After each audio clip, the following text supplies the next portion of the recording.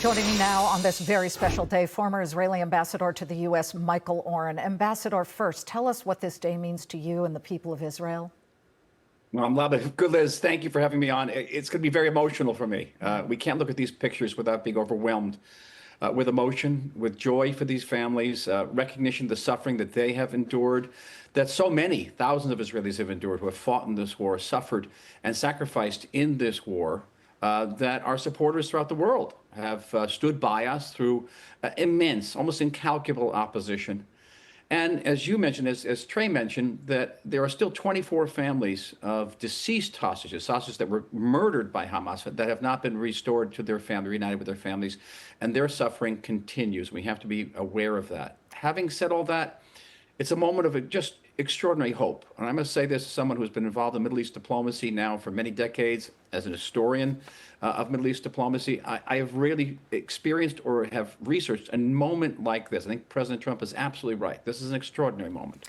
Absolutely. Where everything is possible. Everything is possible. You can have peace between Israel and Syria, Israel and Lebanon. Yes, even peace between Israel and Iran. He's absolutely right. You shouldn't smile. It all depends, as I think Trey said, on the next stage, whether we can disarm Hamas. Well, exactly. That leads to the phase two, which is they've got to lay down their arms. And President Trump said while he was in Egypt just a few hours ago regarding the Gaza deal, reconstruction requires demilitarization. Do you think Hamas is going to do this? It really feels like even Muslim countries who in the past supported them, and I'm speaking about Qatar particularly, they're done with this nihilistic group, which really has just destroyed so much in the region.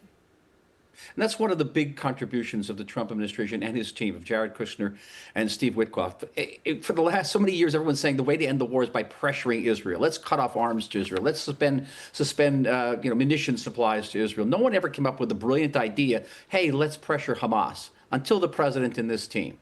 And that has worked because even the Qataris, even the Turks, the major backers of Hamas, understand that this organization brought untold destruction and instability to the Middle East. And what begins in Gaza doesn't end with Gaza.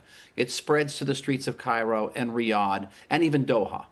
And they've had it, and they want to put an end to it. Yep. So while Israel is unlikely to renew the fighting, it'll be very difficult to renew the fighting, there are tools at the administration's best that can be used to pressure Hamas. They can cut off arms. They can cut off money. They can cut off Hamas's ability to steal humanitarian aid because they steal most of that aid and make a lot of money on it. We can starve them out. And Hamas at the end will have to give up. They'll be given a choice, a very generous choice. They can surrender or they can die. There's a very important point to be made. And you brought up a name, a key name, and that is Steve Witkoff. It really feels like President Trump did something that nobody else has done in the past, and that was basically throwing out the old playbook of using career diplomats who were working off a different, older model that in the past has failed, and basically said, I'm putting this guy, a Florida real estate guy, in charge, handing him the keys to a war-torn region that for centuries has been in turmoil. And here's what he said in front of the Knesset today about Steve Witkoff. He was a great businessman, but I know a lot of great businessmen, to be honest with you. He had tremendous negotiating skills, but I know a lot of people that negotiate pretty well, although it is an art. But there are people that can negotiate pretty well. But most importantly with Steve, he's just a great guy. Everybody loved him. Everybody. I mean, I know some negotiators that are so good, but you wouldn't have had peace in the Middle East. It would be in World War III right now with some of these guys. Everybody loves Steve, and they respect him, and they somehow can relate to him. Steve Witkoff, even the president said he didn't know what he was doing. He's never been a diplomat before. Is this sort of the new way of diplomacy in the world, with people like Steve Witkoff and his nephew and his son-in-law, Jared Kushner, also a real estate guy?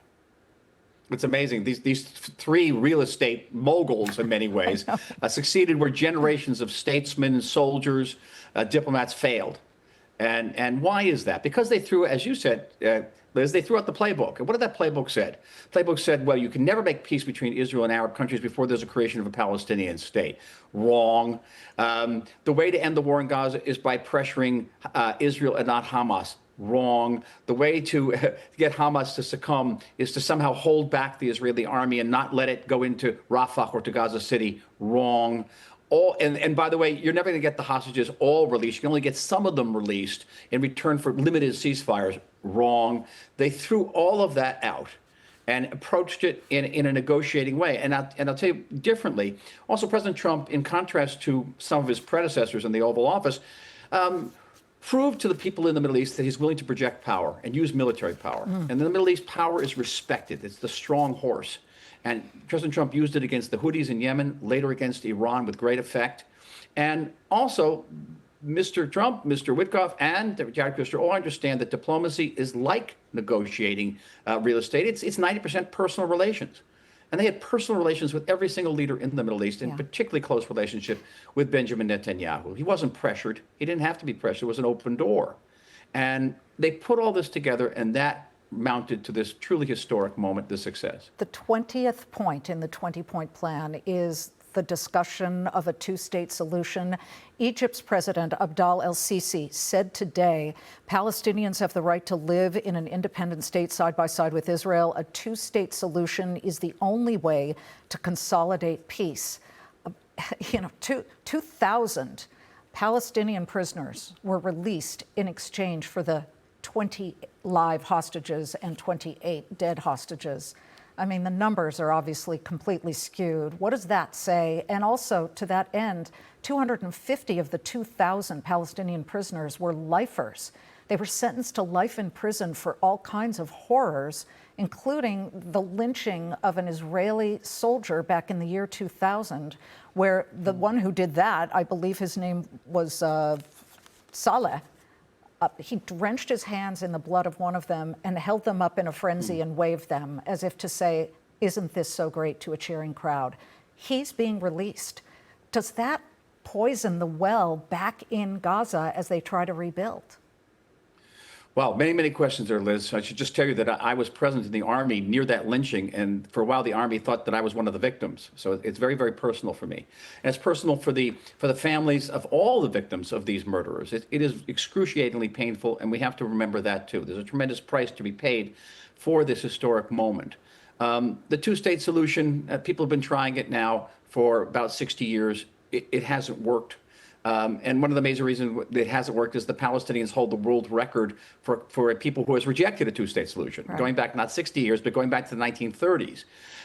So why people seem to think it's going to work this time where it hasn't worked in the past is a mystery to me. There are other ways that we can move forward, creative ways, and I think the president was intimating that. He says we can look at other ways we can move forward with the Palestinians. And yes, the Palestinians do deserve a future which is free of conflict, which gives their children and grandchildren the opportunities which Israeli children also deserve, which is freedom for certainly from violence, from war, and the ability to realize their abilities in the freest possible way. All of that the Palestinians deserve. It doesn't necessarily have to be in a state framework, and that state could easily fall to Hamas, as Gaza did. When it was given to the Palestinians back in 2005, could fall to Hamas in a matter of days. So we have to be very, very careful here. But certainly we should discuss the possibility of all sorts of remedies for the Palestinian question. And point 20 does not call for the creation of a Palestinian state. It calls for discussions on the pathway. And a pathway could be a thing with gravel. It could be a thing with flowers. Michael, once again, on the screen, we are waiting for the convoy of coffins of the 28 remains of the hostages who didn't make it. And this is a nation, I think it's fair to say, the entire nation has a sacred bond in Israel. They all stand together. They go and they fight for a common effort, like what happened right after October 7th. They're drenched in grief, no matter what, even with the joyousness of the reunions. Is there a way over that and in the future?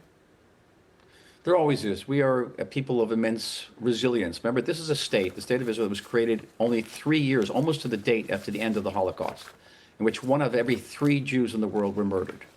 If a people can turn around and do that and make a state in the middle of the desert that's surrounded by enemies and soon to be invaded, with no natural resources and no allies, we can overcome this. We have overcome wars in the past, and I'm very confident about our future.